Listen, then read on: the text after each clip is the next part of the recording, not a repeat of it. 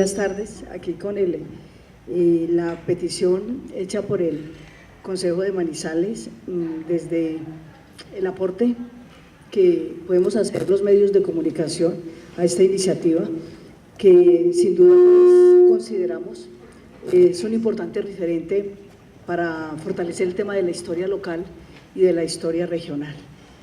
Más desde el compromiso social que tenemos los periodistas y que nos convoca en un tipo de certámenes como este, pues entiendo y creo que Fernando va a estar de acuerdo conmigo, aceptamos venir sin ningún compromiso político, sin ningún compromiso financiero, y más, él se ríe, pero hay que hacer la salvedad más por ese deber ser de nosotros los periodistas. Y consideramos que además de ese papel social que debemos jugar en los medios de comunicación, y desde el medio de comunicación están los otros sectores y factores en los que también podemos contribuir.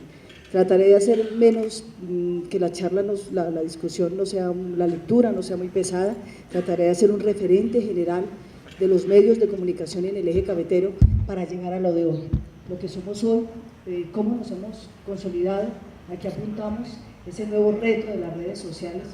El reto de hoy en los medios de comunicación está en las redes sociales y en ese deber ser de reconocer a los ciudadanos. En este papel de los medios de comunicación en Colombia no hay que desconocer que los medios de comunicación en Colombia nacen con una condición y una connotación política. Los primeros en hablar de periodismo fueron Simón Bolívar y Antonio Nariño. Ellos se valieron de estos medios de comunicación para avalar y consolidar sus propuestas políticas, pero el primer Colombia llega y se constituye en 1700, ya voy a leer acá el papel, todos los periódicos que llegaron con el proceso de la conquista y la colonización española, llegan también a la zona de Colombia y llegan como un referente para contar los desastres naturales, para contar todo lo que estaba pasando en América y sobre todo con una visión muy inquisidora. Primero, pues lógicamente del dominio español y segundo, del concepto de la Iglesia Católica. Entonces trataré de no ser muy pesada, de ir leyendo, de ir comentando para que la charla me la entiendan primero, pueda aportar en algo al conocimiento de ustedes y segundo, pues podamos hacer ese aporte que se quiere hablar de los medios de comunicación en el eje cafetero y el otrora o antes Antiguo Caldas o Gran Caldas, y el aporte que dieron al nacimiento de la radio en Colombia y de los medios impresos y de los grandes diarios en Colombia.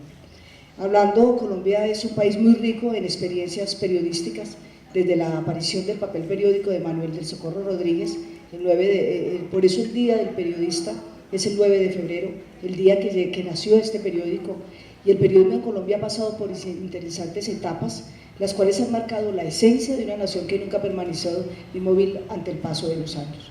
Durante más de 2 siglos, Colombia ha visto nacer numerosas publicaciones, también ha presenciado de la aparición de unas pocas, luego de sus primeros esfuerzos. De esas primeras publicaciones impresas, muchas de ellas independientes de su vigencia o permanencia con el tiempo, marcaron un hito y su influencia fue notable para definir el carácter del periodismo colombiano y del pensamiento político colombiano. No hay que desconocer que los medios de comunicación en Colombia, en especial la radio y los grandes periódicos, nacen de la mano de la clase política y nacen con una gran influencia política. Ya hoy la situación es distinta, ya llegan los medios tradicionales, pero con un sentido más empresarial y lógicamente deslindados del manejo financiero de la política. Pero hay que hacer la pregunta, ¿vinculados a la política? Ahí vendría la pregunta. Bueno, a mediados de 1737 llegaron a la capital del nuevo reino de Granada 3 cajones de letras de imprenta traídos por la Compañía de Jesús con destino a la cobertura de necesidades de las comunidades. Podemos decir que este hecho histórico es la génesis de un nuevo proceso cultural e intelectual de este territorio hispanoamericano hoy perteneciente a Colombia. De esta forma aparecieron los primeros devocionarios impresos, así se les decía, o periódicos en estas tierras que tanto prometían frente a los intereses de los nacionales, a los intereses de quienes sentían el sometimiento español. En efecto, y contando con la revisión de la audiencia y del ordinario eclesiástico de Santa Fe de Bogotá, salió a la luz pública el 16 de febrero de 1738 el septenario al corazón doloroso de María Santísima. Ahí viene el efecto de la religión católica. realización de Juan Ricaurte y Terrenos, la imprenta donde fue publicado el centenario funcionó hasta 1767. 6 días después de haber sucedido este violento terremoto, un violento terremoto que afectó al país en 1767, a ese nuevo reino de Granada, que asoló todo el área urbana, apareció en el título de aviso del terremoto sucedido en la ciudad de Santa Fe de Bogotá el día 12 de junio de 1785. Este fue otro impreso. Luego ocurrió un hecho considerado como uno de los hitos más importantes para la historia del periodismo colombiano. Fue el miércoles 9 de febrero de 1791, cuando los santafereños comenzaron a leer un impreso. Su título, Papel Periódico de la ciudad Santa Fe de Bogotá. Su director, un cubano llamado Manuel del Socorro Rodríguez, quien había llegado a la capital del nuevo reino de Granada con la comitiva del virrey José de Espeleta. Aquí nace prácticamente el periodismo en Colombia y los medios impresos en Colombia, porque no hay que olvidar que ellos vienen del tema de toda la formación cultural, del tema de la Revolución Francesa y todo el movimiento cultural que se dio en Europa con el nacimiento de la imprenta. Llegan a América, llegan a Colombia y consolidan sin duda alguna este proceso. Todos estos periódicos, el Papel Periódico de Rodríguez, después vino el título de Correo Curioso, después aparecieron en periódicos económicos, empezaron a circular y empezaron a darle a esos ciudadanos, a los españoles, a los criollos, a los mestizos y a todos un referente cultural. El aporte de los medios en ese entonces no fue tan político, nació como referente cultural y como una tradición que venía de Europa. Bueno, ¿quién fue el precursor del periodismo político? Repito, nacemos y nacen los medios de comunicación con esa vigía de los políticos. A pesar de los intentos mencionados de utilizar el periodismo para exponer unas ideas y crear una opinión, el personaje que habría de establecer las bases de ese periodismo político partidista y, por qué no, sectario, el cual ha tenido su auge en diferentes épocas de la historia colombiana, fue Antonio Nariño. Y ese primer ejemplo de periodismo lo constituye La Bagatela, periódico que comenzó a circular en Santa Fe de Bogotá el 14 de julio de 1811. En este caso, se podría decir que el precursor, Antonio Nariño, también lo fue en ese sentido, fue el primero que utilizó el periódico como arma política y el primer periodista en derrocar a un presidente. Oigan pues, vocero de los argumentos centralistas de Antonio Nariño, La Bagatela tuvo desde el principio una gran acogida por parte de los diversos sectores de la sociedad santafereña. Vuelvo al cuento de la historia política. Periodismo en la Primera República, Simón Bolívar. De la mano de Nariño ya viene Simón Bolívar, quien también utilizó el periodismo como un arma muy importante, así como su espada, cuando en su mente surgió el proyecto de emancipar los territorios que conformarían la Primera República de Colombia y decidió instalar en la villa de Angostura, hoy la venezolana Ciudad Bolívar, un congreso legislativo. Así nació el Correo de Orinoco, el cual comenzó a circular el 27 de junio de 1818. Todo esto constituyó un apoyo a la formación de la República después de la independencia en 1819.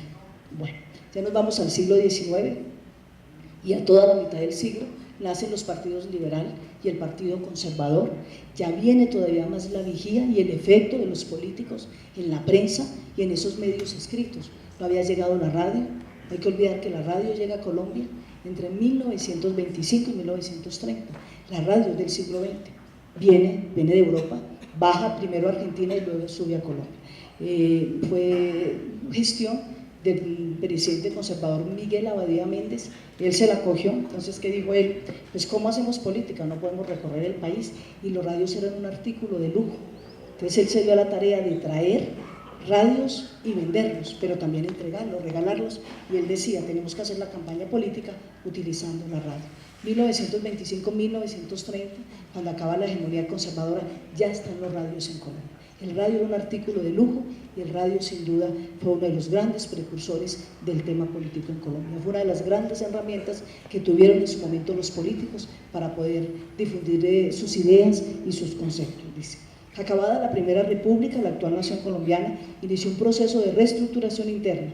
Hasta entonces, comienzos de la cuarta década del siglo XIX, en 1930, las pasiones dominaban y ya se había consolidado dos bandos claramente definidos: los bolivarianos partidarios del Libertador y los santanderistas seguidores del general Francisco de Paula Santander. Los bolivarianos sabemos que son los liberales y los conservadores de Santander, como dicen por ahí, delante de Bolívar no se habla de Santander y más godo que un santanderiano, no lo digo de mala fe. Hechos como el atentado contra el Libertador el 28 de septiembre de 1828 en Bogotá, la inculpación a Santander, su condena a muerte, la pelea de ellos dos, mire, sirvió para que los periódicos se fortalecieran. Ya se dio la pelea pública de los partidos políticos entre Bolívar y Santander y los medios de comunicación, en especial el medio escrito, repito, no estaba la radio ni la televisión llega a Colombia y la trae Gustavo Rojas Pinilla. 1956, 1957 llega la televisión, fue el medio de comunicación en ese momento que más se tardó en llegar a Colombia, también por costos. Bueno, entonces, ¿qué se convirtieron los periódicos? En tribunas, los medios de divulgación y debate de cada uno de los bandos. Bolívar hacía lo suyo y Santander hacía lo suyo. Se agarraron entre los dos y sin duda los periódicos ayudaron. Como ejemplo de ese nuevo periodismo político ya nacieron el Nacional, que comenzó a circular en Bogotá en 1848, José Eusebio Caro, muy reconocido, al lado de Mariano Espina Rodríguez, constituyeron este periódico. Después ya viene La Civilización, un periódico editado por los miembros fundadores del Nacional. Siempre fueron más conservadores que liberales, siempre los periódicos tenían mayor poder, lo que pasó también con las Fuerzas Armadas, que siempre estuvieron sometidas a un partido político. ¿Y a qué partido político? Más o menos hasta mediados de los años 1950, 60, del Partido Conservador. Miren, en 1887 nace El Espectador en Medellín, pero era semanario, no era diario. Ya entre 1915 y 1917, en el siglo XX, nace primero El Tiempo y después La Patria. Miren, el diario La Patria fue el periódico regional que gestó el nacimiento de todos los periódicos escritos en las regiones.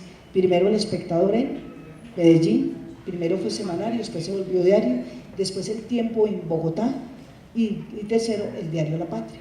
La Patria nace porque el señor que fundó El Tiempo, posteriormente, fundó el diario La Patria. Él vendió El Tiempo y se vino a fundar el diario La Patria. Entonces leamos aquí brevemente, porque sé que tengo 40 minutos, pero quería hacerles este recorrido para que entendieran cómo nosotros los medios de comunicación tradicionales siempre hemos estado cercanos al poder y sometidos al poder.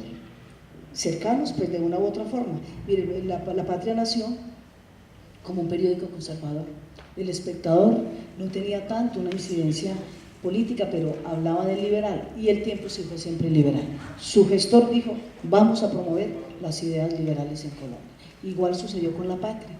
El colombiano de Medellín nace conservador, el País de Cali es, si no me falla la memoria, también conservador. Ahí estaba toda la esencia del conservatismo, eran liberales. El Tiempo, El Espectador, creo que en las regiones fue muy poca la influencia de los periódicos liberales. Bueno, ¿cuál?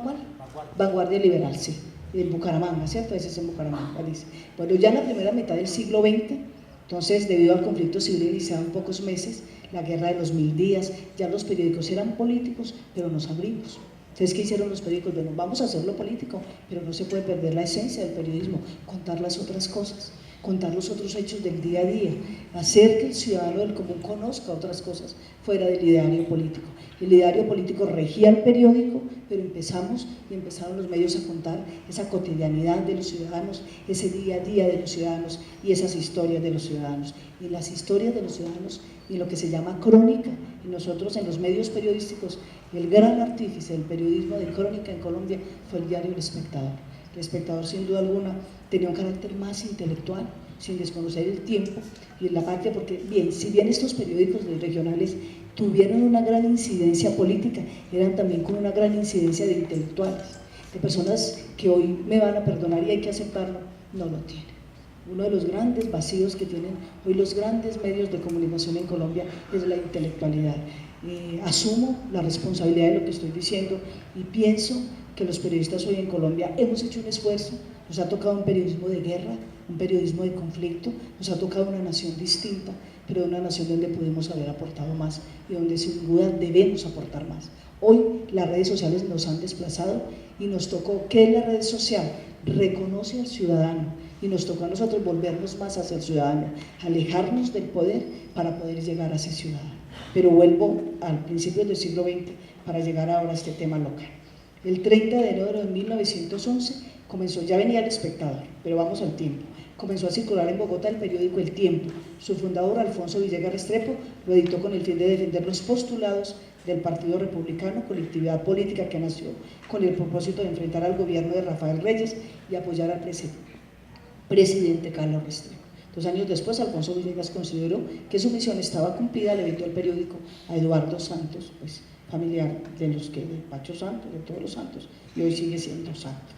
No, ya hoy un grupo español, una multinacional y un grupo, si no me falla, el grupo Planeta, ¿sí? De Sarmiento Angulo, perdón, volvió a Sarmiento Angulo, ya pasamos de lo político a los grandes emporios económicos y a los grandes grupos periodísticos internacionales, como en el caso de Caracol Radio, que es del grupo Prisa, Caracol Televisión de la familia Santo Domingo, RCN Radio y RCN Televisión de la familia de Carlos Ardila Lule. Tema político en las regiones, tema de familias con un sustento económico en las regiones y los grandes periódicos del país se han soltado mucho el tema político para irse a los grandes emporios y grupos económicos. El Espectador ya en 1913 llevaba 26 años, pasó de ser semanario a ser un periódico diario. Bueno, yo quería hacer todo esto para llegar a nosotros, al aporte, lo que me han solicitado. ¿Cuál fue el aporte de nosotros, el otrora Gran Caldas o antiguo Caldas, a la formación de los medios de comunicación en Colombia? Primero, hablo de La Patria, como periódico regional que surgió para darle el ejemplo a todas las otras regiones que ya tienen los periódicos regionales. La radio comenzó a llegar con algunos radiecitos pequeñitos que traían los ricos del país en 1920, 1925, ya en 1930, repito, terminándose esa década de los años 30, ya Miguel Abadía Méndez trajo los radios para venderlos y también para entregarlos, y llegaron los curitas, muy queridos ellos, hay alguno por aquí, yo les digo curitas cariñosamente, los jesuitas que hicieron Radio Sutatensa. Mire, parte de los colombianos y de los campesinos colombianos se formaron y se educaron, hicieron el bachillerato por Radio Sutatensa. No hay que desconocer el aporte de Radio Sutatensa para la educación en Colombia en los primeros 50 años del siglo pasado. Mire, la radio primero la radio fue entretenimiento. Nosotros, las grandes emisoras nacen en Colombia como entretenimiento. Yo sé que ustedes no habían nacido, muchos de ustedes, Ebre Castro, todos los humoristas, las radionovelas eran entretenimiento. Ahora somos información, menos entretenimiento y más información. Bueno, entonces les voy a decir así en este tema. Los primeros en utilizar la radio para sus fines políticos fueron los conservadores. Efectivamente, en 1929, el candidato presidencial de una de las facciones del conservatismo, el poeta Guillermo León Valencia, utilizó la radio para pronunciar sus discursos. Ellos se la cogieron y ¿qué dijeron? Por la radio nos ahorramos la viajita, nos sale más costosa, pero somos más eficientes y más rápidos. Posteriormente, el 14 de marzo de 1936, los conservadores fundaron La Voz de Colombia. Este es prácticamente el primer ejemplo de la utilización de la radio con fines políticos y proselitistas. Después llegó el periódico El Siglo, ya después vinieron otras emisoras y en 1940 aparecen los noticieros radiales. 1945, 1950 nace entonces Caracol Radio, después nace RCN, pero hablemos de la radio en el Viejo Caldas.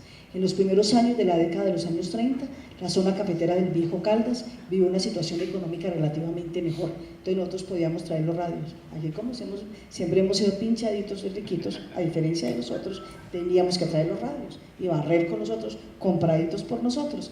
Entonces, ¿qué pasó? Uno de los grandes aspectos que sin duda alguna formó la nación en el siglo XX fue la economía cafetera.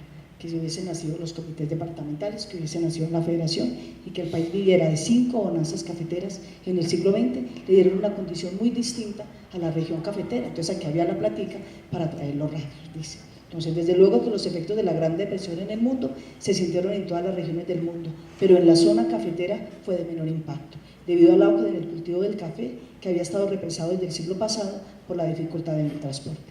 Al instalarse las facilidades de comunicación en la región, vale decir los cables aéreos y los ferrocarriles que facilitaron la movilización, redujeron los fletes, empezaron a llegar los radios a la región.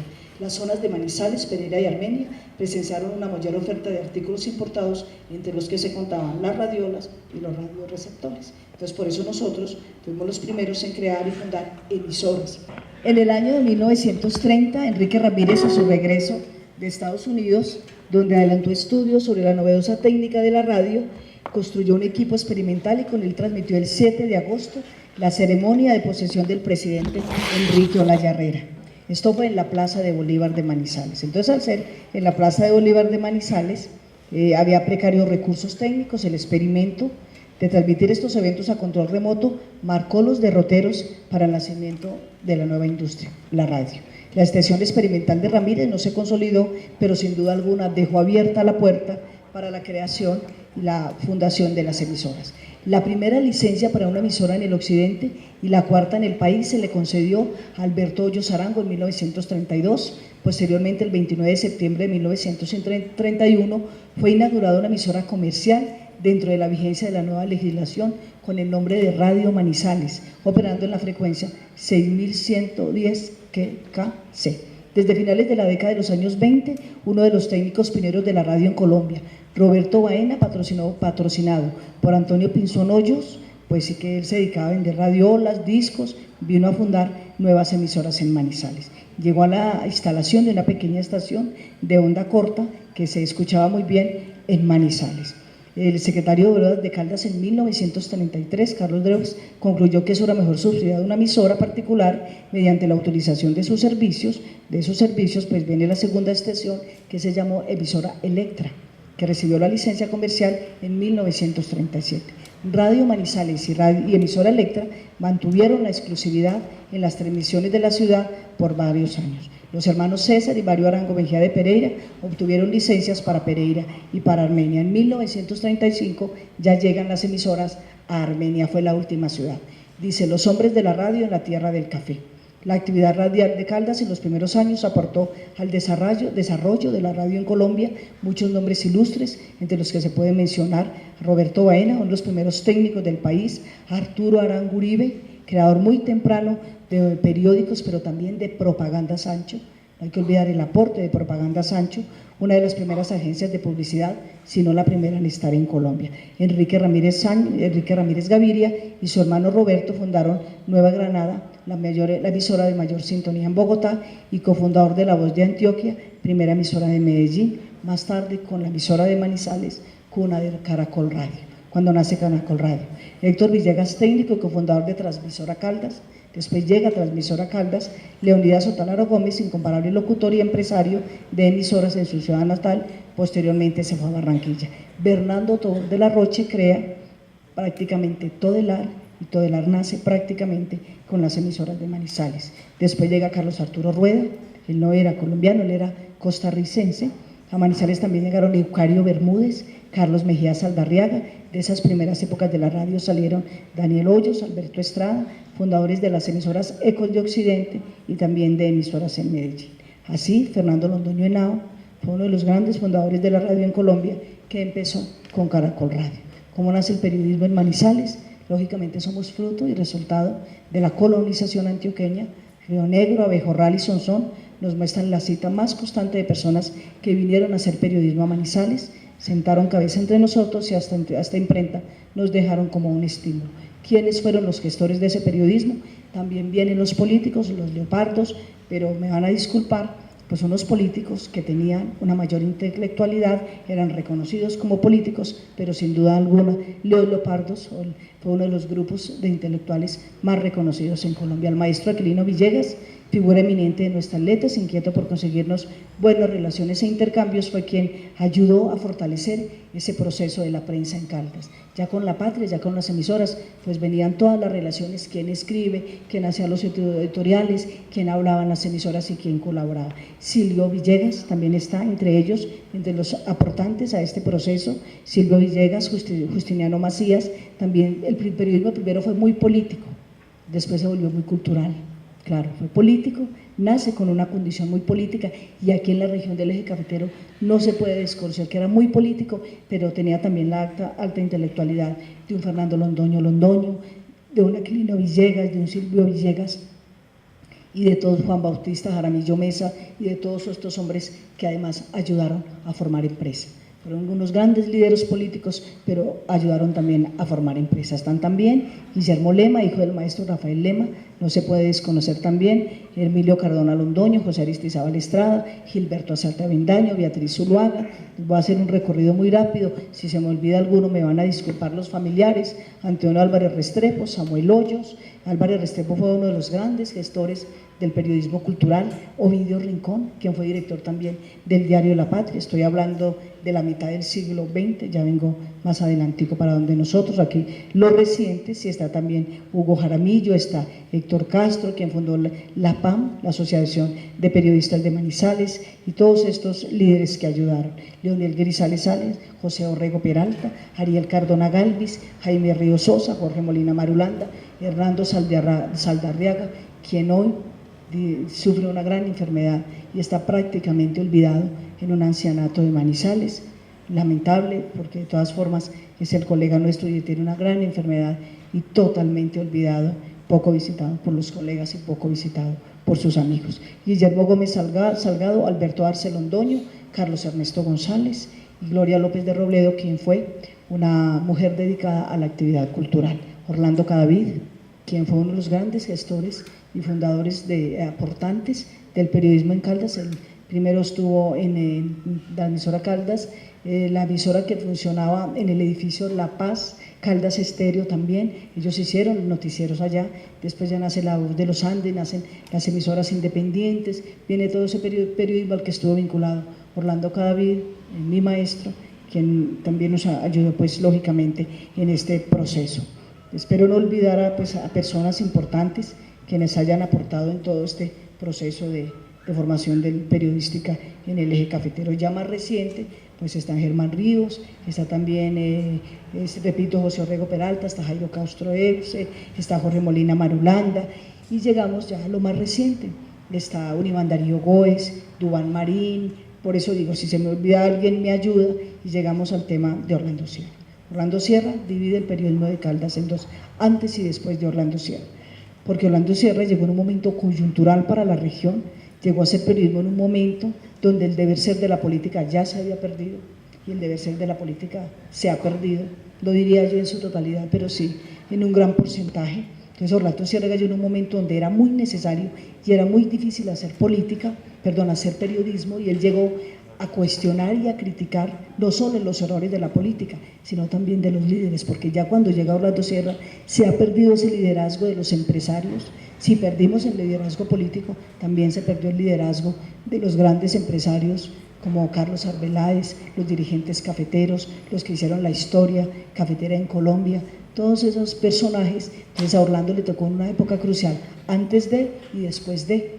Cuando él llegó a un Caldas distinto, a un Manizales distinto, y lógicamente pues podemos ver lo que sucedió.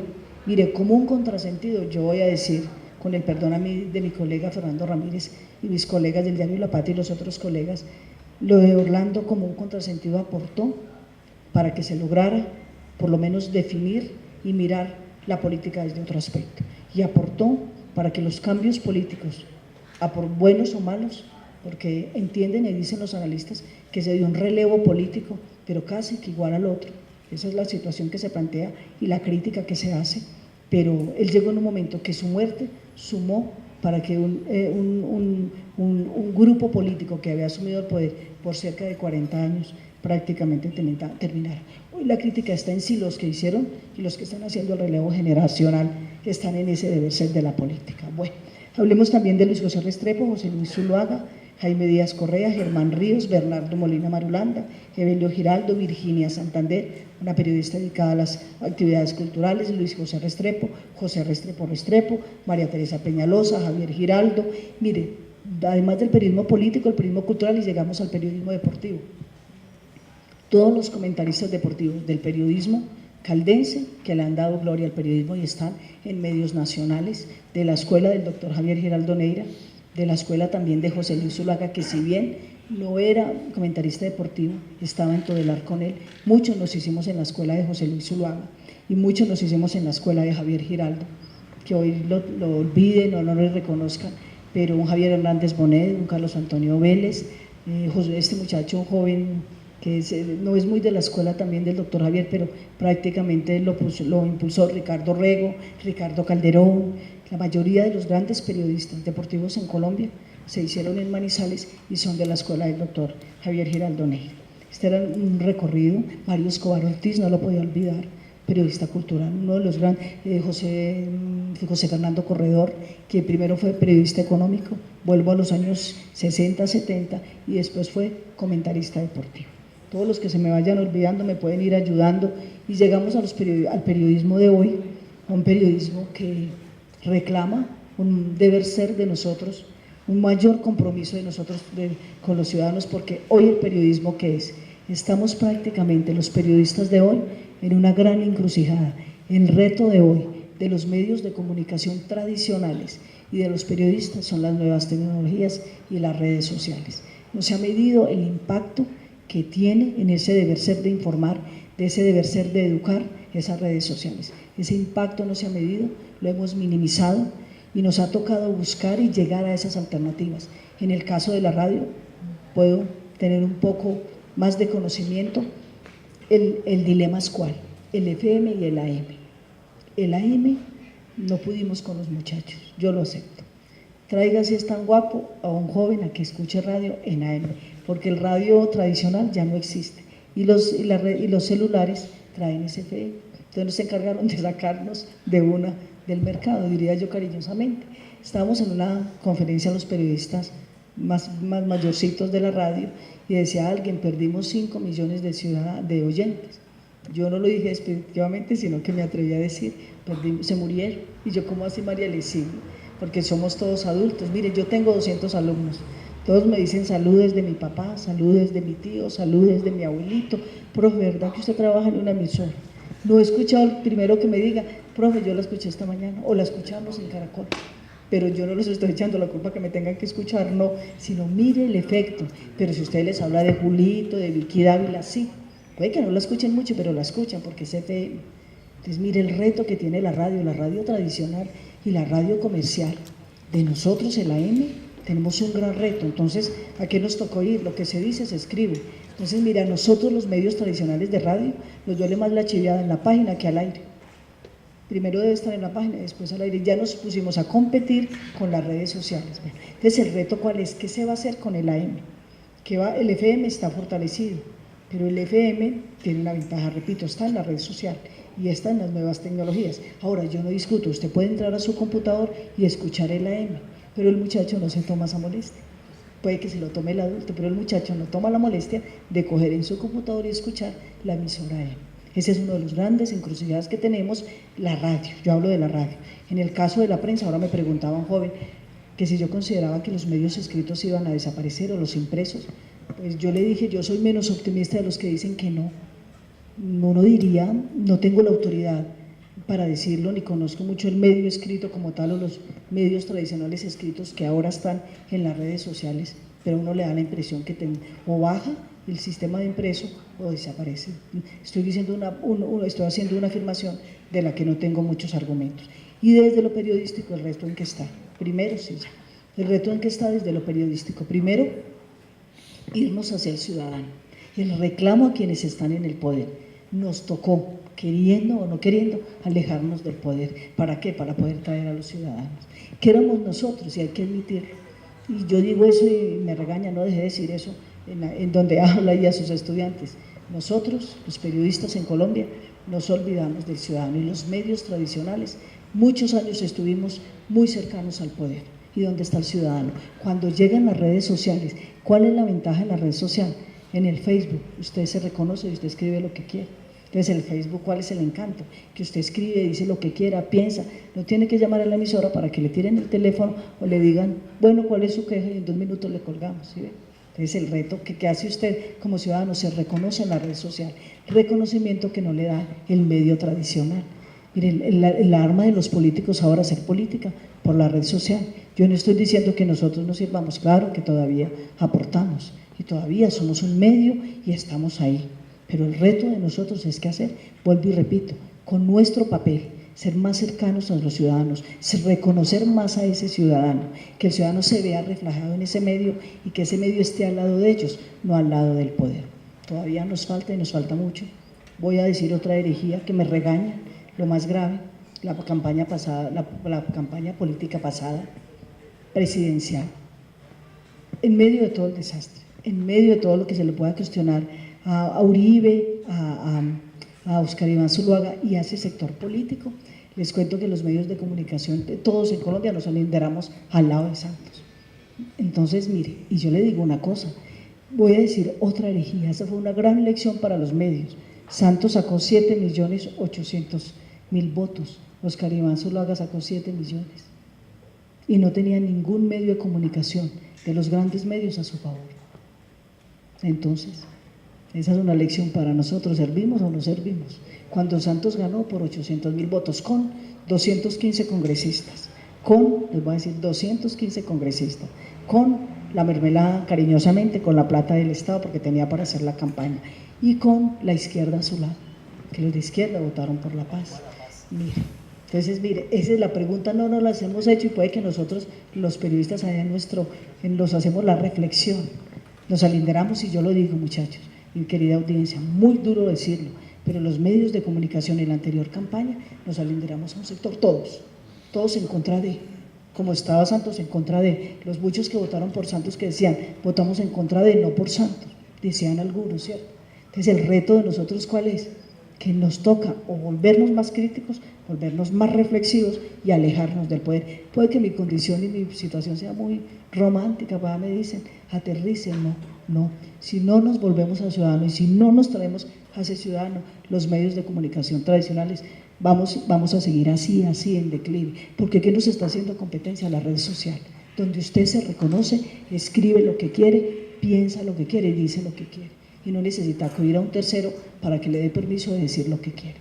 Entonces, yo espero no haber sido pues muy fuerte, quería hacer esa crítica y ese análisis, y quería decir que en medio de todo el desastre de los medios tradicionales, ahí estamos, debemos aportar, queremos aportar. El reto es para las nuevas generaciones. ¿Qué van a hacer si no se forman intelectualmente? ¿Qué van a hacer si no leen? Periodista que no lea, no es periodista. Periodista que no tenga una formación intelectual, que no tenga la capacidad de discernir la diferencia entre el poder y el no poder, el periodista que no se deje enredar de la fuente. Y por último, mi pregunta es, ¿son las redes sociales fuentes noticiosas? ¿Es el Twitter una fuente noticiosa? ¿Es un blog una fuente noticiosa? Cuando en el Twitter no me da la capacidad de preguntarle al otro por qué y de qué, sí, son una fuente noticiosa, pero hasta qué punto aportan, hasta qué punto me da la capacidad o permite la capacidad de interrelacionar con el otro.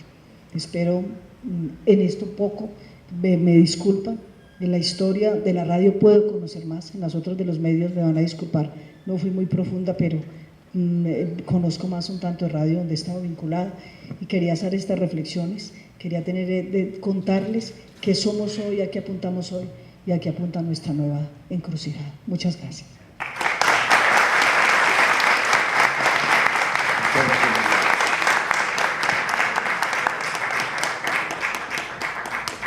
Agradecemos mucho a Mariela por la presentación que ha hecho acerca de una historia acerca de los medios de comunicación, especialmente en el eje cafetero y en Manizales, pero también con la forma como ustedes escucharon, la forma como arrancó también en el contexto de la forma como apareció en el país. A continuación, entonces, tenemos a Fernando Alonso Ramírez, quien va a hacer su presentación también de unos 40, 50 minutos. Al terminar la presentación de Fernando Alonso Ramírez, a quien le damos una cálida bienvenida, Fernando, entonces procederemos a abrir un espacio para hacer llamados de atención, para hacer preguntas o sencillamente para conversar con Mariela y con Fernando. ¿Quién es Fernando Alonso Ramírez? Hacemos un énfasis que Fernando Alonso nació en Pensilvania, es periodista de la Escuela Superior Profesional IMPAU y terminó también estudios de Derecho en la Universidad de Manizales. Desde 1992 está vinculado a La Patria, donde se desempeña como editor de noticias. Ha sido docente y conferencista nacional e internacional en temas especialmente vinculados con la libertad de prensa y el periodismo de investigación. Es integrante del grupo promotor del colectivo Estoy con Manizales. Integra los consejos directivos de la Fundación para la Libertad de Prensa y del Consejo de Redacción. Como distinciones fundamentales vamos a tener en cuenta En el año 2007 obtuvo el Premio Nacional de Periodismo Colprensa en la modalidad de entrevista. Ganó el Premio de Periodismo Semana en Mejor Cobertura Electoral y en 5 ocasiones el Premio de Periodismo Ciudad de Manizales en la categoría de prensa escrita.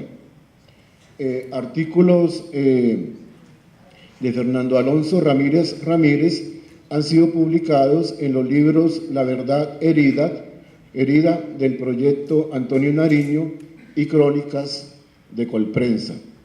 Es coautor de la guía Periodismo y Paz y del libro Entre el silencio y el coraje. Y, finalmente, codirigió el programa Periodismos, nombre que lleva su blog en lapatria.com, y es columnista también dentro de La Patria de la revista Cereza. Con ustedes, una cálida bienvenida para Fernando Alonso Ramírez. Muchas gracias.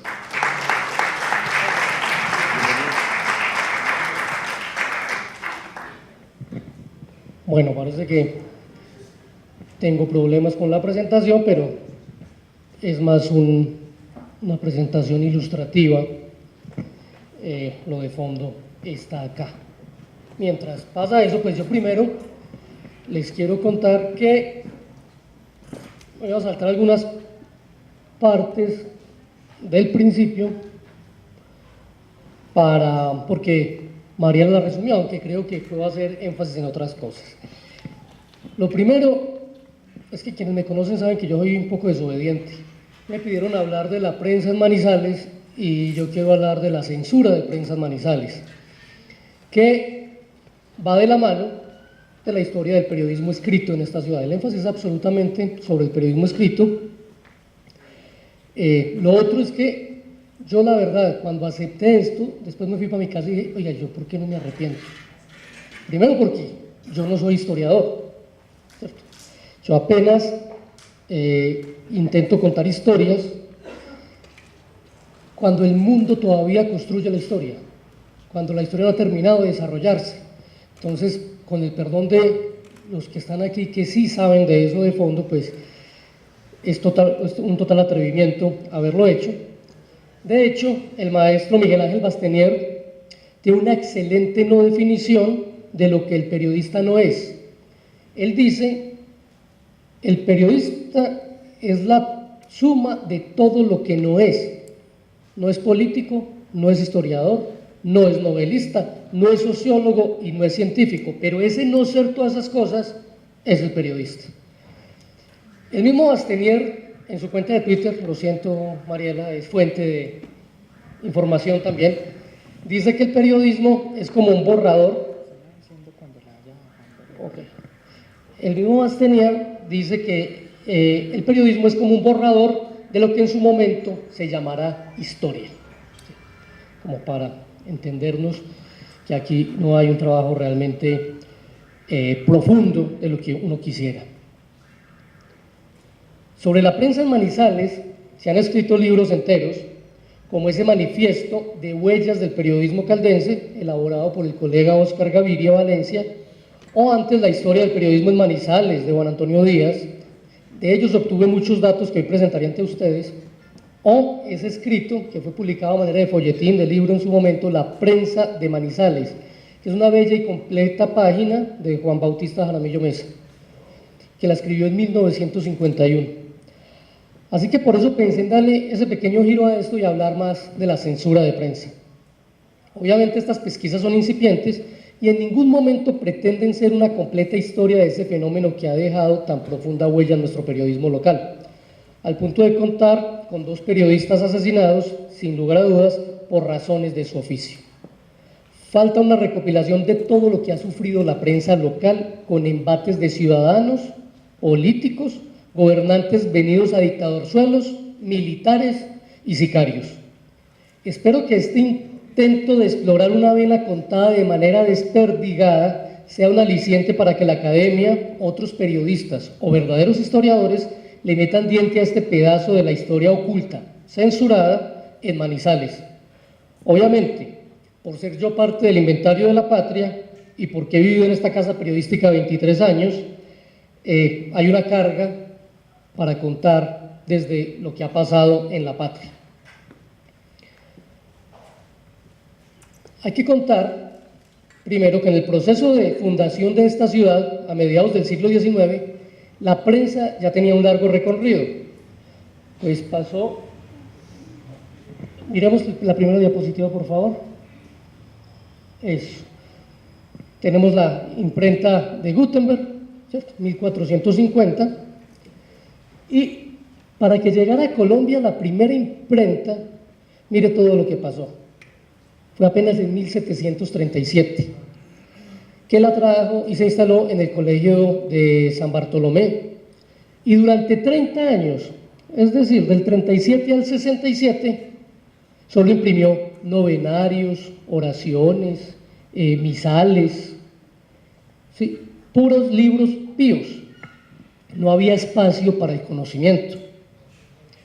¿Cómo lo iba a ver si en 1521 Carlos V había entregado a Roma el privilegio de la censura oficial, que quedó en manos nada menos que de la Sagrada Inquisición? Así que solo hubo 2 imprentas durante todo el virreinato. Ya pues, 2 imprentas hasta que llegó prácticamente la independencia.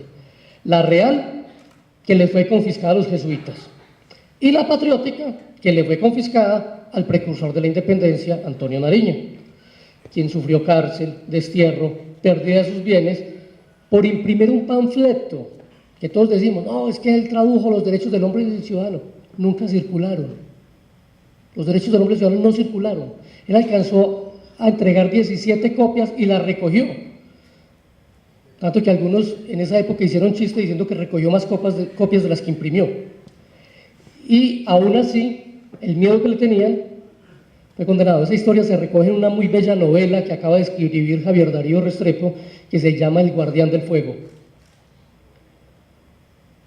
Cuando por fin, de la mano principalmente de los investigadores de la Real Expedición Botánica, empieza a aparecer el papel periódico de Santa Fe de Bogotá, el redactor, el semanario, el correo, el redactor americano, los crepúsculos de España y América y últimas noticias, estos no necesitaban censura, no había manera de que tuvieran un censor, pues era tal el cuidado que debían tener para informar que cualquier tema que pudiera ser mal visto por la corona se abstenían de publicarlo.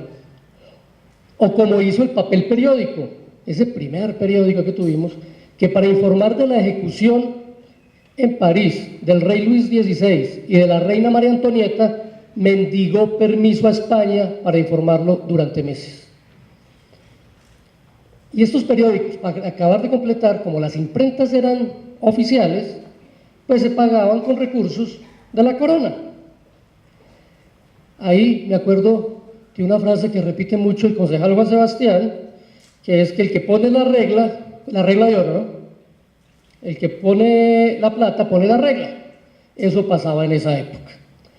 El primer emprendedor periodístico, el primero que intentó hacer un periódico aparte de ahí fue don Jorge Tadeo Lozano. Dijo, no, yo voy a montar empresa, voy a hacer el primer periódico privado, y sacó el Correo Curioso.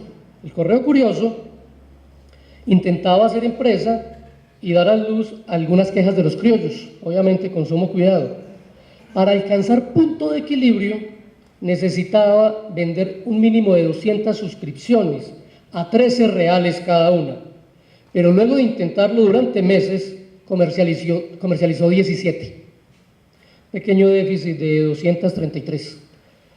Esto lo llevó a decir, muchos dicen que estamos perdiendo el tiempo y nosotros vemos que realmente estamos perdiendo el dinero. En la eterna mentira que ha sido buena parte de la historia oficial contada en Colombia, que por fortuna ha venido siendo fuente de revisión, se vendió la idea de que el cubano Manuel del Socorro Rodríguez era el padre del periodismo, ahora lo mencionaba Mariela. Pero se nos olvida que el papel periódico era el órgano oficial del virrey. Además, don Manuel era el bibliotecario del virrey, pues tirarle piedra al patrón sí era como difícil. En cambio allí, en ese papel periódico de Santa Fe de Bogotá, atacaron a Nariño. Los derechos del hombre y del ciudadano lo llamaron crimen de insurrección. Tampoco se trata de un personaje totalmente mezquino. Entre sus ideas realistas se atravesaron páginas que dieron de vez en cuando vía la protesta criolla, con pinzas, por supuesto, artículos de algunos hombres de la expedición botánica, y lo que le valió esto, tras la declarada independencia, fue que lo nombraran en la Junta Suprema de Santa Fe director de la Constitución Feliz, un semanario de ideas republicanas, aunque claro, la falta de talante y verbo mordaz lo sacaron pronto de ese encargo, porque lo que querían los independentistas era escribir duro. De ahí que quienes creemos que el periodismo debe ser guardián de la democracia, contrapoder, vocero de los que no tienen voz, veamos en Antonio Nariño el verdadero primer periodista de nuestro país, un hombre que por profesar sus ideas lo perdió prácticamente todo. Eso valió que se modificara la fecha oficial del Día del Periodista en Colombia. Se pasó legalmente del 9 de febrero al 4 de agosto, y el 4 de agosto se recuerda al precursor de la independencia. Lo que no contaban nuestros legisladores es que los periodistas íbamos a estar felices celebrando 2 veces al año. No era mi intención extenderme en esta introducción, pero lo creía necesario, porque así empieza a construirse toda esta historia. Resulta que cuando todo eso pasa, pues Manizales no estaba todavía en el radar oficial, apenas estaba en sus montañas, sus ríos, sus nieves perpetuas y municipios vecinos que sí tuvieron mucho que ver en esas gestas.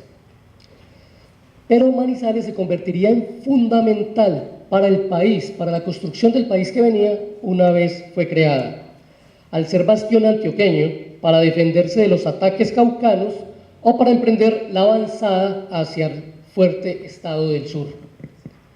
Mientras a mediados del siglo XIX era el país una ebullición de ideas, se conformaban los partidos liberal y conservador, más o menos en 1849 es cuando se data la primera vez que los nombran así, los definen de esa manera.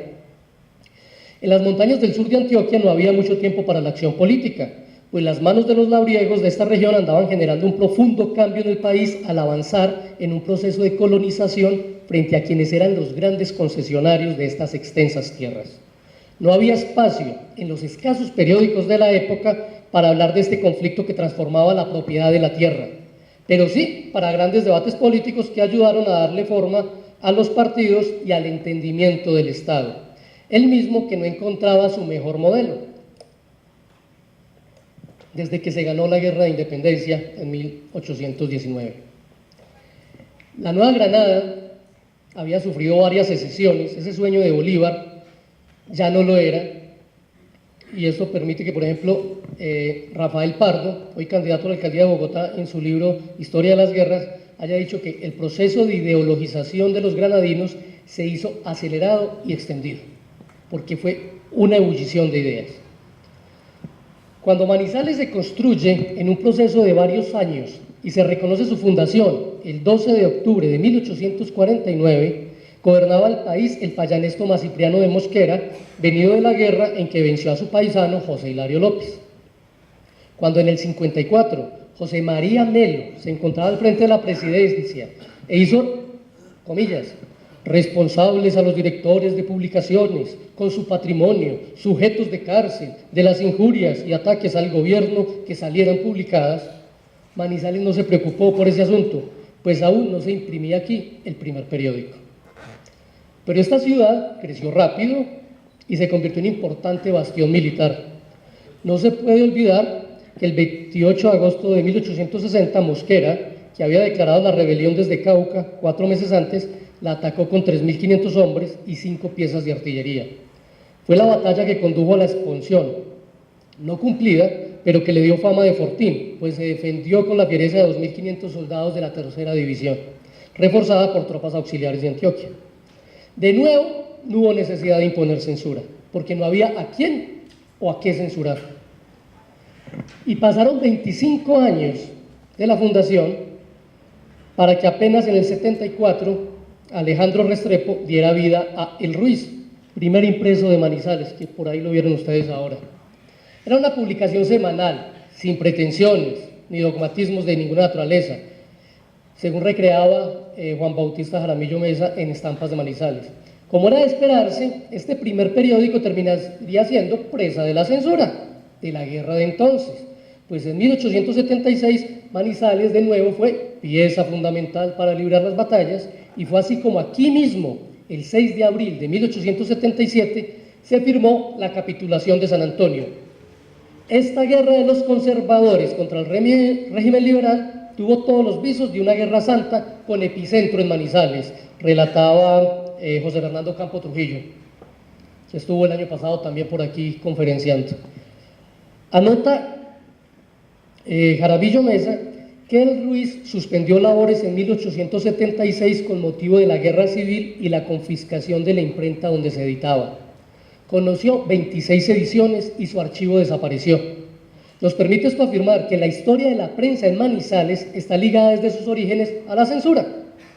A partir de 1878, Alejo María Patiño funda La Serenata, al que algunos le atribuyen ser el segundo periódico de Manizales y otros dicen que es el tercero. Yo creo que la confusión obedece a que inicialmente en el 75 circularon 4 entregas que se hacían manuscritas. Se suspendió y reaparece en el 78 ya impreso en una imprenta adquirida en Medellín, barata, porque había sido confiscada un periódico de Medellín. Entonces miren cómo unos aprovechan la desfortuna de otros. Durante casi 50 años vieron la luz centenares de publicaciones con intención de difundir ideas, pero también la mayoría fueron efímeras intentonas que sucumbieron al peso de los costos, a la apatía del público, a la censura oficial, o que no sobrevivieron a sus propietarios cuando murieron. Otras simplemente desaparecieron con la Guerra de los 1000 días, como el Correo del Sur, que hasta ese momento terminó siendo el periódico de mayor duración en el siglo XIX, pues alcanzó los 3 años. Por ahí veíamos una frase del Correo del Sur que se despidió de la siguiente manera: por no ser libre la prensa en tiempos de guerra, suspendemos temporalmente el Correo del Sur. Si el señor prefecto no nos lo pide, daremos principio desde el próximo sábado a la publicación de una hoja literaria de noticias y de avisos. Dejemos de hacer periodismo político, dejemos de hacer periodismo de denuncia, dejemos de contar la guerra y hablemos de literatura y fantasías, que eso de pronto el censor sí nos lo permite. Antes, en 1877, hubo una mínima publicación que se denominó Boletín de la Guerra, pero que no tuvo periodicidad ni continuidad y apenas se encuentran escasas alusiones a que existió, pues se considera que solo daba parte de los sucesos de la guerra civil. En este se daban a conocer los pormenores de los conflictos y las famosas proclamas hechas por don Marcelino Vélez y don Marcelino Arango. Su publicación alcanzó hasta el número 7 y la última edición en registrarse fue en febrero de 1877, nos cuenta don Óscar Gaviria. No obstante, se data que en 1890 en Manizales circulaban 7 periódicos mensualmente, todavía ninguno diario. Pero siguió el siglo XIX y la agitación periodística se constituyó en la base de la acción política, un poco lo que hablaba María Laura Rato. Pero las limitaciones impuestas por el artículo K, transitorio de la Constitución, que daba al gobierno la posibilidad de cerrar publicaciones que difamaran o calumniaran a funcionarios o a ciudadanos, le cerraba el único espacio disponible, pues esta calificación estaba teñida de consideraciones políticas. El problema realmente no era el artículo K, sino que este se sumó a la Ley 61 de 1888, que fue llamada por don Fidel Cano Ley de los Caballos, la aprobación de la pena de muerte, conjunto que cerró el círculo del absolutismo que estaban constituyendo Núñez, Holguín y Caro. Era una constitución aprobada en 1886 que empezaron a colgarle micos, algo muy parecido a algo que le suena por ahí a muchos de ustedes, ¿cierto?, que anda pasando por ahí. El articulito en cuestión, el articulito K, decía: mientras no se expida la ley de imprenta, el gobierno queda facultado para prevenir o reprimir los abusos de la prensa. Entonces, se generaba, y esto se sumó, ¿qué decía la Constitución del 86? El periodismo debe ser libre, pero con un patético pero responsable. El problema es que el gobierno de turno definía que era responsable y que era irresponsable, de acuerdo con sus intereses de controlar la prensa y no por razones de lógica jurídica. Por ejemplo, el decreto 869 de 1907, o sea, 20 años después, el gobierno nacional presidido por don Rafael Reyes les comunicó a todos los prefectos de provincia y alcaldes respectivos de las diferentes municipalidades que se debía recibir de todos los dueños de imprentas una hora antes de la distribución copia de todo libro, revista, periódico u hoja volante. Para poder circular había censura previa. Y en ese draconianismo creció la prensa en Manizales, porque al gobierno de turno y a la iglesia no le temblaba la mano para cerrar periódicos, enviar a la cárcel a detractores y opinadores y hasta al ostracismo. Imagínense que la cosa era tan seria que había un periódico que era de la curia, El Artesano, que se fundó en 1904, y El Artesano, siendo de la curia, fue censurado por la curia, porque, leo entre comillas, vino en infortunado el suicidio de la señorita Paulina Sanín, quien estaba comprometida al matrimonio con Ignacio Puerta, y el periódico, en lugar de condenar, exaltó el suicidio, publicó el caso con términos elogiosos que motivaron la censura de la curia. El chisme es que Puerta, el director del periódico, era el novio de la suicidada, entonces él lo que hizo fue escribir un poema de amor a ella que partió. Y entonces la curia publicó un decreto el 5 de noviembre que castigaba, so pena de pecado mortal, que eso debe ser muy grave, yo me imagino, más en esa época, porque esa gente tenía mucho tiempo para pensar cosas malas, a sus directores. Si alguien le volvía a leer ese periódico, condenado, pena, pecado mortal, entonces simplemente se acabó. Esa era la herencia de Caro, quien sin pelos en la lengua había advertido: la nación colombiana adopta en materia de imprenta, como en orden a enseñanzas, el criterio católico. La religión católica es esencial elemento del orden social. Y esto hace decir a Gabriel Fonnegra. Gabriel Fonnegra fue un periodista que escribió un libro que es absolutamente maravilloso y que hay que continuarlo: la censura, a la prensa en Colombia, y es la censura de prensa durante toda la historia de Colombia. Es una cosa que vale la pena, obviamente no se consigue. Algunos tuvimos la fortuna de conseguirlo en nuestras épocas de estudiantes, de segunda, pero hay que reeditarlo y hay que actualizarlo, porque eso llega hasta la censura de la señora Noemí en el 84. Seguramente. Y él dice: a la vista de letanía semejante, muy poca gente se atreverá a negar que ondeaban sobre Colombia las banderas de la Edad Media y que se había instituido no ya el delito de opinión, sino el delito de pensamiento.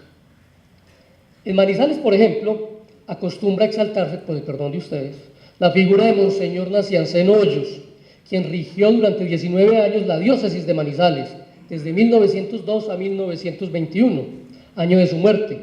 Espero que no haya aquí herederos del señor Nacianceno, pero poco se recuerda que este hombre, seguramente también lleno de muchas virtudes, clausuró cerca de 50 periódicos, pero no fue el único responsable de censurar desde el púlpito. Mario Arana debió pagar cárcel por denunciar las actuaciones de ciertos curas, recuerda a Alberto Agudelo, mientras Juan Antonio Díaz dice que hubo censura contra este hombre que pregonaba la libertad espiritual y material del hombre, hecho que sucedió en 1919, ya estábamos entraditos en el siglo pasado. Pedro Luis Rivas, otro gran fundador de periódicos, fundó muchos periódicos, sufrió años de destierro por la misma causa. A José Ignacio Villegas se le prohibió continuar la traducción de La delación bajo los Césares. Imagínense qué libro pecaminoso ese. Era tal la influencia de la Iglesia Católica que Isidro Parra, integrante de la logia Nieves del Ruiz, fue perseguido junto con decenas de sus compañeros y tildados de masónicos y ateos por la Iglesia y el Estado. Esto lo obligó a ser desterrado a Tolima, en donde dejó ser periodista para volverse fundador. Fundó el Líbano Tolima, que se convirtió en paraíso de esoteristas durante muchos años. Una censura no oficial, si no venía desde copartidarios políticos, ni siquiera desde los contrarios, sufrió El Republicano, que era un periódico conservador. Pues periódico es un decir, tuvo una edición.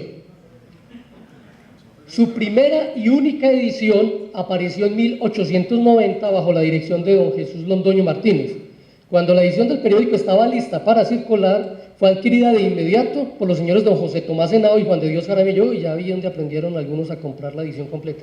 Enemigos políticos del director, de inmediato tomaron todos los ejemplares de la edición y los incineraron, los periódicos enteros, en la plaza o en un sitio público, siendo este el primer acto de censura que se perpetró en la ciudad. Posteriormente, los mismos actores del acto antes mencionado montaron otro periódico con el mismo nombre, de El Republicano. O sea, los contrarios luego montan el periódico. También tuvimos periodismo satírico en Manizales, en el siglo XIX, al estilo Charlie Hebdo. Se recuerda El Trompetero, periódico que apareció en 1892, pero como era de esperarse, este órgano periodístico duró poco tiempo por su humor hostil, que costó bala y trompadas a sus redactores, cuenta don Oscar Gaviria. No se tienen más detalles cómo padeció trompadas el trompetero, pero ahí lo tienen. Salió el trompetero, papel imparcial, que juzga las cosas con severidad, que no ofende a nadie ni sabe adular, pero que acostumbra a decir la verdad. Se hacían chascarrillos, rimas, juegos, muy audaces para la época, realmente. En 1907 se editan 18 periódicos en Manizales, o salen a la luz mejor, y en 1913, 11. Son dos de los años que hubo más periódicos nuevos. ¿Y cómo aparecían? Desaparecían. Solo unos cuantos tenían la fortuna de sostenerse en el tiempo y superar el año o la docena de ediciones. Una víctima de esa censura fue don Tulio Arbeláez, quien lanzó La Nueva Era, Atención y La Silueta. Fue a causa de este último, de corte político, y por el artículo La tradición de las comunidades y otras romerías, que le valió el destierro al vecino departamento de Tolima por sus duras críticas al gobierno. Aunque la sanción fue con decreto eclesiástico y advirtiendo Gregorio Nazanceno Hoyos que quien leyera ese medio podía incurrir en pecado mortal. También hay un gran Gregorio Nazanceno. Su director fue llevado, custodiado y confinado a la cárcel del Guamo, oiga pues, por orden eclesial. Y luego eso lo refrendaba el Ministerio de Guerra. Ese periódico alcanzó a publicar 100 ediciones. Y en Tolima debió refugiarse este señor, algunos dicen que hasta 2 años, y volvió para fundar El Industrial de Caldas, un periódico que solo hablaba de economía. De hecho, en 1907 terminó de existir por mandato gubernamental el tercer periódico, que llegó a llamarse El Ruiz. Lo fundaron 2 años antes y lo dirigieron los vapuleados y casi excomulgados Jaime Arana y don Ignacio Puerta, los que habían sido directores del periódico de la señora que suicidó. Ellos dirigían que habían dirigido El Artesano. En esta oportunidad acabó con su empresa el gobernador Alejandro Gutiérrez, con la suspensión que le imprimió como sanción oficial por artículo publicado con el título Proceso Sinisterra. O sea que la trinca Gutiérrez Hoyos era bastante especial en esa época. Si no era el uno, era el otro. Eran tiempos muy interesantes para el periodismo. Abajo los antioqueños fue el título de un artículo publicado por El Fonógrafo en primera página en su edición 121 del 16 de enero de 1909, que le valió la suspensión por 1 mes, sanción infligida por medio de la resolución 2 del 1 de enero de 1909, dizque por haber violado el numeral 6 del artículo 36 del decreto 46 sobre prensa. Eso era que no tenía el sellito abajo de que había sido aprobado 1 hora antes, y eso le valió 1 mes sin salir. Entonces la cruzada antiliberal, emprendida por el obispo Hoyos, le cayó también a la Opinión de Caldas, semanario que llegó a 85 ediciones. Una resolución del 1 de noviembre de 1908, firmada por Francisco A. Piedrahíta, lo sancionó por mantener una animadversión con el clero y el extranjero y del país, y en forma especial con los padres agustinos, que ustedes saben también tenían una imprenta. Parece que en esa época ya existía el papel copia, porque fue la misma razón por la que sancionaron el Cosmos, la Correspondencia, Arlequín, Colombiana, Los Tiempos, El Eco. Fueron periódicos sancionados principalmente por la curia y que no podían ser leídos so pena de pecado mortal. 6 ediciones conoció la información, que empezó a circular el 12 de octubre de 1908, sancionado durante 2 meses por Alejandro Gutiérrez, por un titular que decía: se ha recibido hoy con verdadera extrañeza, que tenía que ver con un tema que se había tomado en la gobernación. El Cocuyo recibió una suspensión de 3 meses, también de Monseñor Hoyos, por atentar contra la moral, por decir algunas frases injuriosas en contra de las alumnas del Colegio de Señoritas de Manizales. Mentira, lo que sigue era interesante. Y además por la publicación de un soneto descortés y ofensivo contra el excelentísimo señor obispo de la diócesis. Fue sancionado por el gobierno de Alejandro, muy querido Nacianceno, no lo sancionó, pero dejó que el gobernador lo sancionara. La del 20 fue una década floreciente para el periodismo. El 20 de junio de 1921 nace La Patria, de un grupo de conservadores interesados en impulsar la campaña presidencial de Pedronel Ospina en 1922. Compraron una vieja imprenta que tenía la curia y empezó una historia que lleva 94 años, un récord difícil de igualar en esta ciudad. Los primeros años fueron bastante difíciles, no solo por la cantidad de periódicos que había entonces, se habla de unos 7, sino por cuenta de las catástrofes.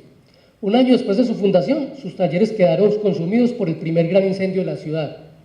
En el segundo, 1925, en cambio, fue el único que quedó en pie. Todos los demás periódicos que había se quemaron, recuerden que fueron varias las manzanas y todos estaban en el mismo sector. El director era Silvio Villegas, pero cuando iba a informar del incendio, se le vino encima la censura. Villegas, atendiendo el clamor popular, dio cuenta de las discusiones entre ejército y policía para salvaguardar el orden en la ciudad y denunció el caos generado por turbas todas las noches que saqueaban lo que encontraban a su paso, haciendo temer lo peor. El gobernador de la época fue nombrado jefe civil y militar con atribuciones especiales que estaban puestas, que las había ordenado el presidente de la República. Y ese gobernador se molestó cuando se dio cuenta de esto en La Patria.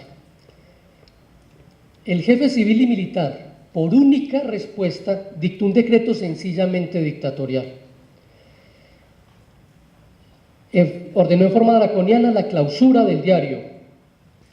Silvio Villegas siguió como si nada. El gerente era el señor Jaramillo Mesa, Juan Bautista, y por eso él cuenta la historia en primera persona de la siguiente manera: hicieron el periódico a pesar de la orden. El periódico La Patria circulaba por la tarde. Se fueron a almorzar.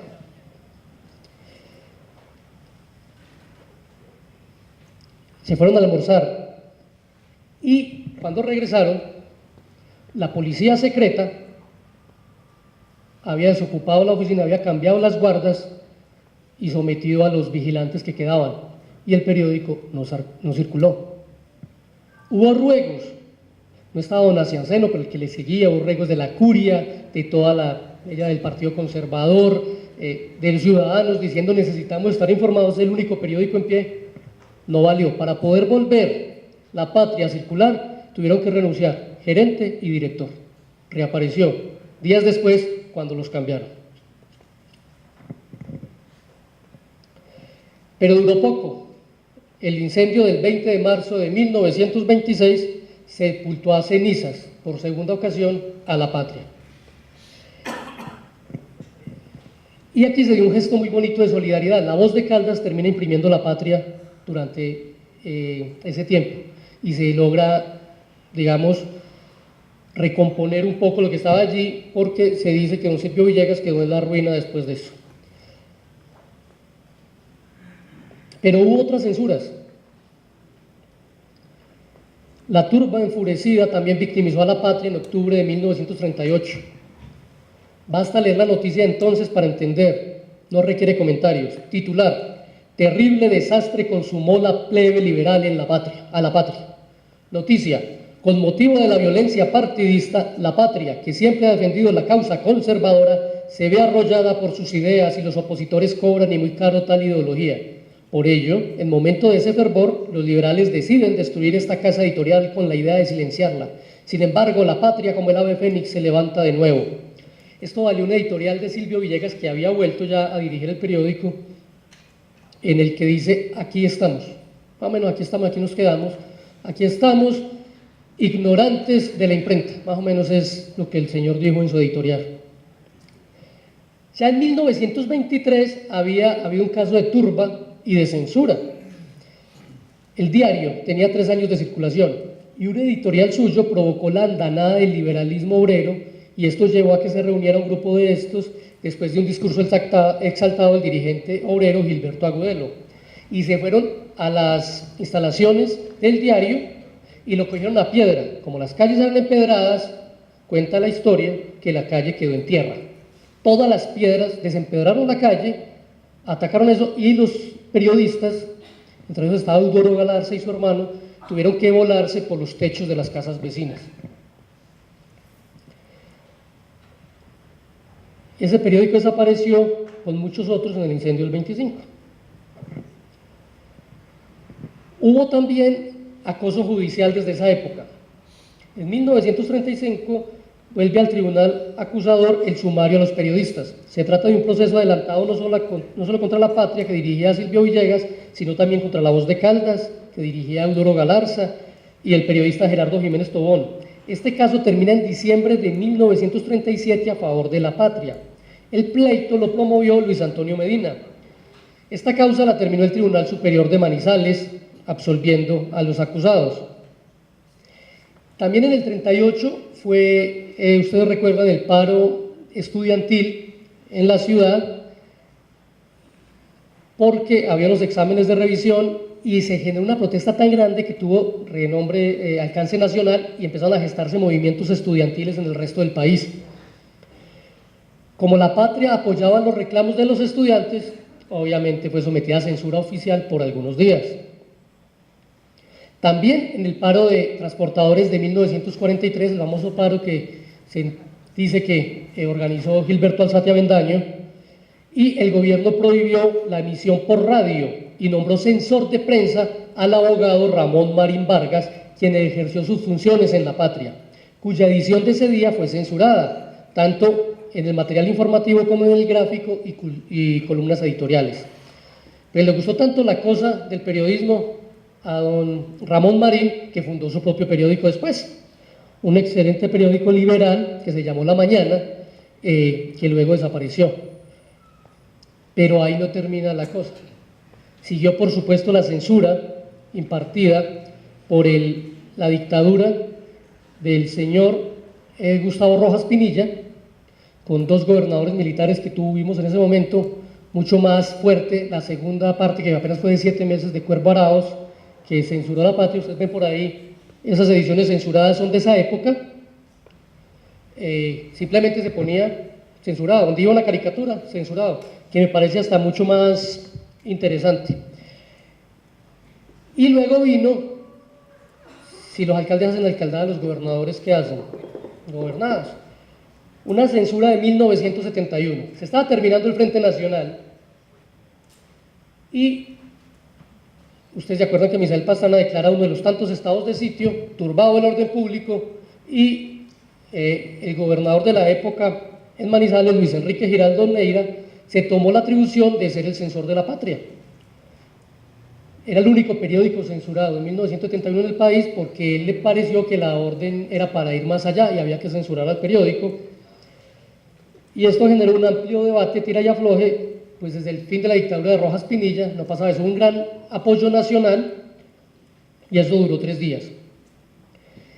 Y obviamente el mayor rival ideológico de La Patria en los primeros años fue el Universal. Fue un periódico muy combatiente, liberal, contaba las cosas como eran y apoyaba a la logia Nieves del Ruiz. Su director fue Gonzalo Restrepo, y a los socios de aquella institución masónica los defendió porque eran sus amigos. Sin embargo, también llevó azote de los sacerdotes de la curia de la época y en nombre de la religión católica, y lo mandaron a la cárcel. Este periódico lo revivió después Bernardo Arias Trujillo, a quien rinde homenaje esta cátedra, y quien lo dirigió por casi 1000 ediciones. y a la voz de Caldas le llegó a decir la gente en la calle la voz del esclavo, porque todo lo que decía era comentario de púlpito, excomulgando y demás. Pero es imposible hablar de censura de prensa en Manizales sin hablar del asesinato de Eudoro Galarza Osa, un personaje que fue tan decidido en la defensa de la verdad que precisamente por ello murió asesinado el 12 de octubre de 1938, día del cumpleaños de Manizales.